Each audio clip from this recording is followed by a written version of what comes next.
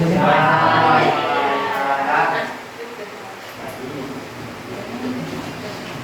ินทางมาจากไม่เดินทางไม่เดินขอใจนะมือจะกินเนาะจะบอกกันเนาะของเขามีกี่คนมือจะเปิดนี่18 คนนะจ๊ะมีกี่คนเนี่ย10 คนนะมีกี่คนมี12 คนจ้ะ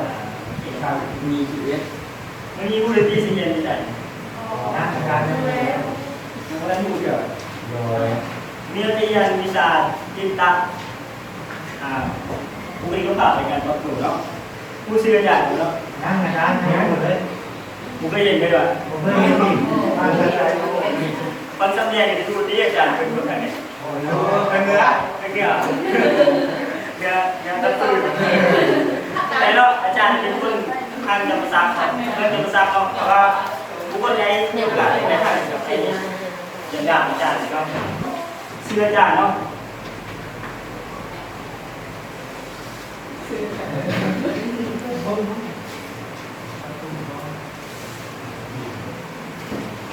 นี่ชื่ออาจารย์เนาะถ้าชื่อกลุ่มนี้เป็นชื่อสองเนาะไม่โดนอาจารย์ไม่เลยชื่ออาจารย์ยาวเนาะนามสกุลอาจารย์ไม่ไง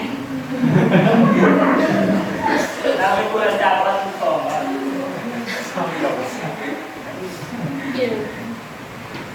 ยอมเลยอาจารย์ยอมเลยนี่แม่เมื่อตัวอาจารย์เรามีอย่างที่ตัวอาจารย์เลยเพราะว่าคือพิเศษอาจารย์เป็นคนที่คนต่างจะจริงจังระเบียบในการเรียนแบบนี้เนาะเวลาที่อาจารย์สอนเนี่ยให้ตั้งใจฟังนะครับว่าให้ยินโทรศัพท์เนาะเรามีโอกาสที่ว่าให้ยินอาจารย์แล้วชี้ให้เอามาใส่โทรศัพท์เนาะแล้ววันนี้เราจะเรียนในบทที่1ของวิชาจิตตภูมิภาพในการประกวดก็จะเข้าไปเรียนบทที่1อาจารย์ถามว่าผมลองเคยได้ยินคำว่าความแตกต่างของความแตกต่างของเลยลองให้นิยามหรือว่าดูตัวอย่างอาจารย์ฟังความแตกต่างอะไรเนี่ยจากเราก็ตอบตามข้อเข้าใจก็มันเข้าแน่นก็แตกต่างแน่นสิ่งที่ว่าเพื่อกันต่างกันเรียกว่าเราสรุปเป็นย่อยแต่กลุ่มมันต่างกันนะที่เรากลุ่มมันต่างแบบที่เทียบกันนะเข้าใจนะอาจารย์หมดต่อที่ว่าความแตกต่างของมนุษย์ทุกคนมีความแตกต่างกันทางฐานะสังคมทางด้านจิตใจในด้านความคิดแต่ตัวมือตัวเชิงมือเลยเนาะแน่นอนสำหรับความแตกต่างเนาะความแตกต่างในสิ่งที่คือกันของแต่สิ่งว่าจะเป็นพ้นสัตว์วัตถุสิ่งของต่างๆเนาะอันนี้เป็นความแตกต่างเนาะบทที่1เราจะมาเรียนเกี่ยวกับความแตกต่างบางคนเนาะว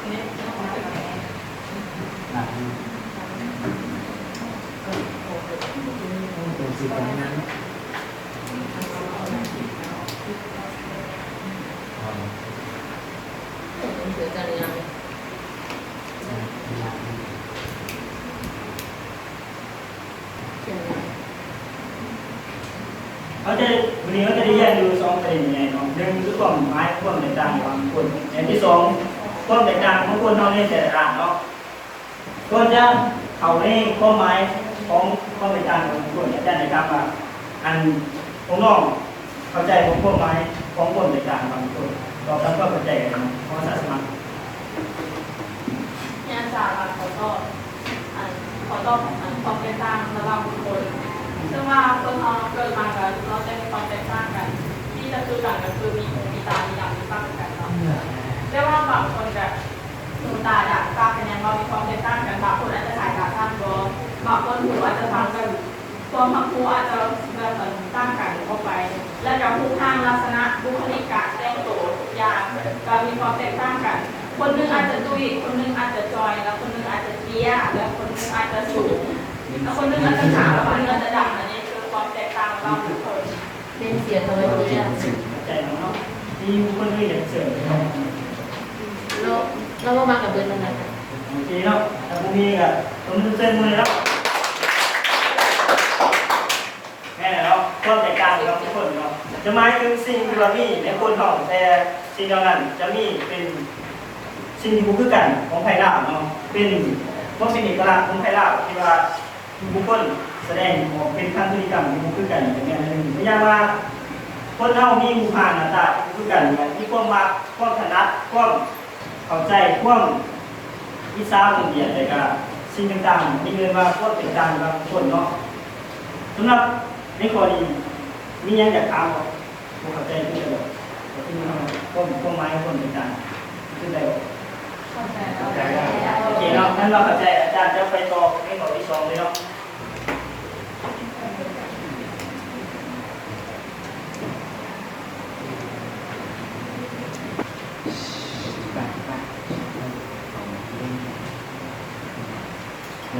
สำหรับความแตกต่างของคนเราในแต่ละเนาะคิดว่าคนเราคิดว่าคนเราแตกต่างกันเป็นอย่างไร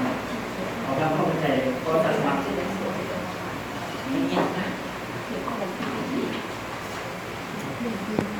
คนเราเลย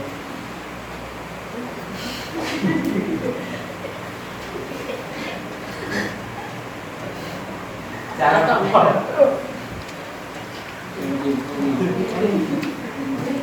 แก้ไข เอาหน้าบอก ยังไม่เนาะ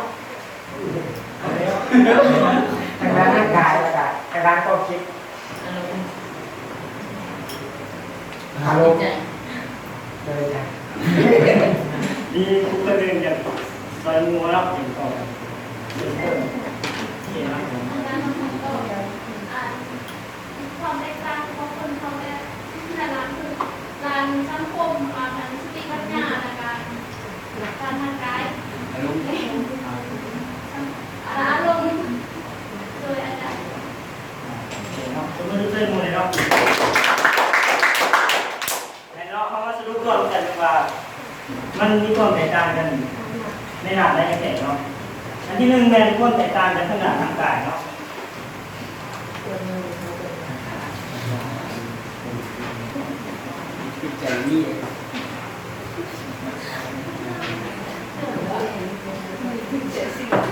ในที่นี้เราความแตกต่างทางด้านทางกายหมายถึงสิ่งที่เราสามารถสังเกตเห็นได้โดยตรงเนาะจากกระเป๋าของเราตัวอย่างว่าจะเป็นบุคคลหน้าตาสูงต่ำลำเท้าต่างๆเป็นว่าความแตกต่างขนาดทางกายมีตัวอย่างน้องคนนี้เนาะครับคนนี้เขาสังเกตได้โดยตรงเนาะหนึ่งคือความแตกต่างขนาดเห็นเนาะมันจะเป็นสายเป็นนี่สีผิวความสูงความต่ำการแต่งตัวอย่างต่างอันนี้เรียกว่าความแตกต่างขนาดทางกายเนาะอันที่สองความแตกต่างขนาดอารมณ์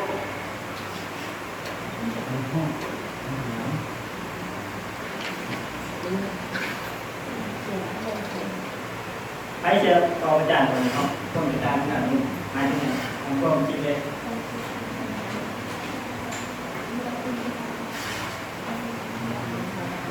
มีคนจะสอบเนาะว่าจะมัดดูเข้ามุมเชื่อเลยอาจารย์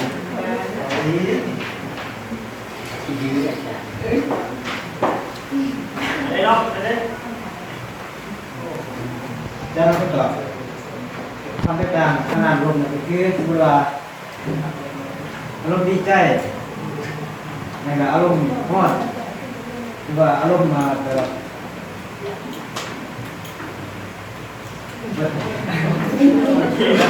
ที่ทุกคนอื่นมาแล้วซอยมือแม่อยู่แล้วอาจารย์เราก็ตามความเข้าใจเราความแตกต่างทางด้านอารมณ์เราก็เป็นระยะถามที่เราสังเกตเห็นบางคนกับอารมณ์ร้อนใจร้อนบางคนกับใจเย็นแต่บางคนอารมณ์ร้อนอาจจะแบบแสดงออกว่าบางทีอาจจะเก็บโบแสดงออกแล้วแต่บาง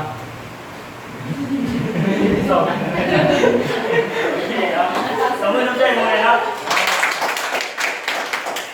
เอาว่าสรุปที่เรามาความแตกต่างที่การลงมันสำคัญความแตกต่างที่การลงหมายถึงว่าความสามารถในการแสดงออกของคนของทางการลงจะมีบุคลิกกันเนาะบางคนแสดงออกได้บางคนแสดงออกน้อยมันคือความที่ว่าพบตึงเขียดทางการร่วมกันพบหายใจดีต่างๆในช่วงในการแสดงออกทางการร่วมกันตัวอย่างครับเขานั่งอยู่ตรงหมู่12 คนเนาะจะมีผู้คนใดคนหนึ่งบอกขาดผู้โง่ขึ้นมาปั๊บ คนที่เขาผลงานบุคคลสามารถควบคุมอารมณ์ตัวเองนะครับจะบอกว่าคัดบุคคลหนึ่งกว่าที่นี่ถึงเป็นแล้วก็ไม่ยากนะครับแต่ว่าบุคคลที่ว่าเขาสามารถควบคุมอารมณ์ตัวเองได้เขาจะเสือรีผ่านไปปล่อยมันผ่านไปเขาสามารถควบคุมได้นะอันนั้นเป็นบางพวกแตกต่างในการแสดงออกทางด้านอารมณ์ของคนเราเนาะโอเคเนาะอันที่สาม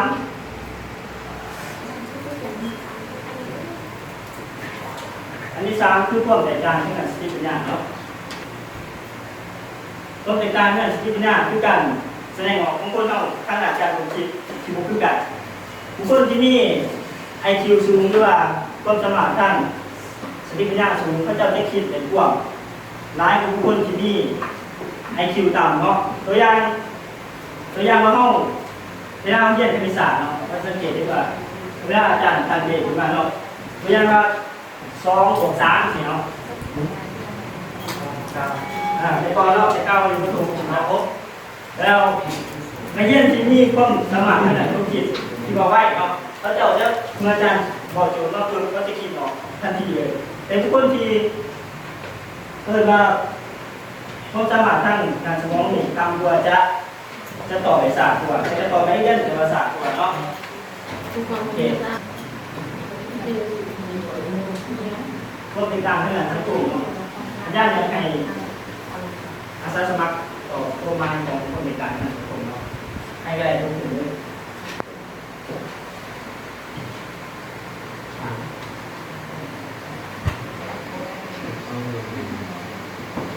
ต่างจากข้อที่สี่ที่เราข้อที่สาม โอ้โหคอยคนต้องไปไหนจันมือโอเคนะให้ตอบ จันนะครับก็ความที่ตั้งทางด้านอารมณ์สังคมเนาะแต่ละคนเนี่ยมันอยู่ในสังคมหรือว่าสิ่งแวดล้อมที่แตกต่างกันแต่ว่าที่ในครอบครัวนึงพ่อแม่อาจจะเรียนรู้มายากเขาเข้าใจแต่ที่ครอบครัวนึงพ่อแม่อาจจะเรียนรู้แบบบ่มีความสุขคือบังคับให้เล็กได้น้อยบ่มีประมาณคาดใจบ่ใจมันแตกต่างกันคือสังคมอยู่ระเบียงอยู่ในตัวเมืองกับอยู่เทศบาลนอกตั้งแต่สักนี้มันจะมีความแตกต่างกันขอบใจ จากนั้นก็ความแตกต่างด้านสังคมอย่างมุ่งหลายคนก็บางคนก็ไม่เคยแค่มีบางคนเยอะมีคนที่ระบบมักเสียและตัวนี้มันเป็นความแตกต่างสังคมคงน้อยนิดหน่อยแก้ความเชื่อเลยก็แก้ไขเลยอันนี้ถามคือแบบในตัวอาจารย์จะถามอาจารย์ ถามไม่ได้ก็ถามเรื่องนี้อาจารย์จดไปอันนี้มาศึกษากันเนาะ คือว่าจะสอบเป็นหญิงนะไม่ได้ก็ถามไม่ได้หรอก ถามว่าเขาชอบจากมุ่งเยอะยังไงคิดเยอะตลอดเอาซีออก อันนี้ออกจากการทำคือพูดเยอะเยอะ อาจารย์ที่ชื่อมูเยอะ การที่เขามุ่งเยอะเขาชี้แจงด้วยใจการ เขาเข้าใจที่ให้คำถามมีสนทนากันเนาะอันนี้เขาจะออกจากมือเยอะยังไงก็คือเขาต้องรู้ก่อนว่าสังคมที่เขาอยู่เนี่ยเขาจะเอาเยอะเขาในจุดประสงค์ยังไงแต่ว่ามูกันพอหรือว่าเขาคนท่านรู้จักกันมาก่อนเนี่ยแต่ว่าเป็นมูกันนี่เขาก็สามารถเขาไปบอกข้อมูลหรือว่าบอกต้นต้นหรือว่าเขาหนาจะมุ่งมั่นในการที่ว่าต้องมันเยอะกันจริงๆเพราะว่ามันเยอะเลยเพราะแล้วเป็นผู้คนที่พอรู้จักกันได้เกี่ยวกับประกอบตัวเองไม่ขนาดจะแปลกๆห้องดูแบบรู้จักของคุณลงไปเยอะเองนะ เอาจ้ะคันว่าขอให้เยอะจะเป็นยังเยอะอยู่ในที่เป็นไหน เพราะว่าอันนี้ว่าไม่เยอะหรือว่าแบบพยายามขนาดนั้นว่าเขาเข้าใจว่าเขาหมักกันดีนะเดี๋ยวงูมันจะเข้าใจเขาเอง มอง หรือว่าลองที่ซึ่งเธออยากตอบอาจารย์ว่าต้องคิดใหม่ที่มันแตกต่างแต่เนาะเพราะว่าผู้ก่อเหตุเป็นคนที่พิเศษที่เราคือว่าเป็นงาน ก็เอาสำหรับเสียงตัวน้องเองเพราะว่าจุดมูเยอะเนาะแต่ว่าที่มูเยอะขนาดมันเป็นความจริงแล้วน้องจะพูดมาคิด เนาะแต่ปล่อยจะเข้าใจมูเยอะมูอาจจะอยากเขายอเขาแบบพยายามแบบสร้างความม่วนซื่นภายในห้องสินะแล้วมูก็เลยอยากมูก็เลยเว้าเยอะเว้ายอเขาจะดีถ้ามันเป็นความจริงแล้วมูเยอะน้องก็สิดีใจอ่ะก็สิดีใจแบบว่ามูก็สิใส่ใจเฮาสนใจเฮาแล้วจึงมูว่าแบบเรื่องที่มูออกมาเยอะเท่านั้นมันเป็นความจริงสินะมูคิดซะว่ามูขนาดสนใจเฮาแล้วแบบเฮาสำคัญตัวมูแล้วมูเลยเอาเรื่องนั้นมาเยอะเฮามาเว้ายอเขาจะคิดก็มีคิดในแง่บวกนะโดยเข้าใจซีมูเลยเนาะนั่งเสียงก็ ที่มาสอน คุณสอนว่าก่อนจะหายตัวของที่ประสงค์ก่อนเราต้องการอะไรอย่างเงี้ยครับเด็กวันนี้เราเป็นคนคิดดีเนาะเอามาเข้าสู่บทเรียนเนาะออกไปไก่เกือบแล้วเขาก่อนที่ความแตกต่างอะไรสังคมเนาะเขาความชนะในกลุ่มในบางคนของนะครับคือน้องดูก่อน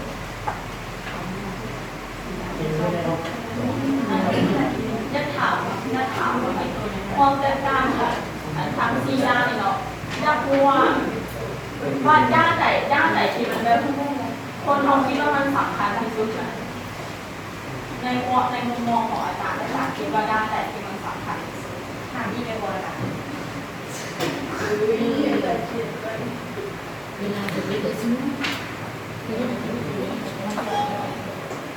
ต้องทางที่ในบริษัท โอเค เราถามอาจารย์เราไม่รู้ว่าถ้าคนเขาแตกต่างกันแบบแตกต่างกันทุกๆด้านเลยแล้วเขาที่สามารถสองคนนี้นะจะสามารถอยู่ในกันได้บ่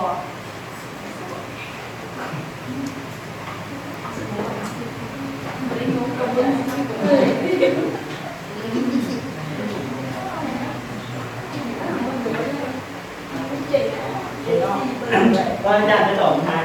ได้ให้มูได้หมองที่ชนหัวกันเนาะว่าจะแก้ไขปัญหายังไงอันตอนที่เรื่องเลยเดี๋ยวพูดว่าอะไรที่สำคัญที่สุดก็แต่การไม่แต่ละอะไรที่สำคัญที่สุดสำหรับผมต้องต่ออาจารย์คนก่อนเจ้าอาจารย์ในต่อไปบ้าง น้องยังรู้ว่าสำคัญอะไร แล้วมันก็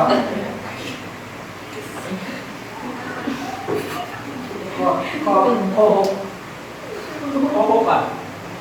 แตกต่าง เรื่องหัวต่อ ลบเอาทั้งหมด4อย่างนี่เนาะแต่ว่าทางแตกต่างกันเบิดทางที่อยู่ในกันได้บ่ก็ไม่ว่าอยู่ใดเพราะว่าอย่างความแตกต่างทางการร่างกายเพราะว่าเขาทุกคนนี่แหละมีไปคือกันคณะคนฝาแฝดนะมันยังมีคน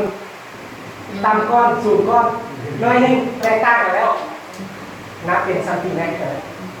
นับเป็นทีมนะพวกทางการอารมณ์จะแตกต่างกันแล้วบางทีกับอีกคนนึงแตกต่างมีความสุขเนาะแบบความสุขแบบแตกต่างกันคนนึงอมยิ้มคนนึงแสดงออกมาทางพฤติกรรม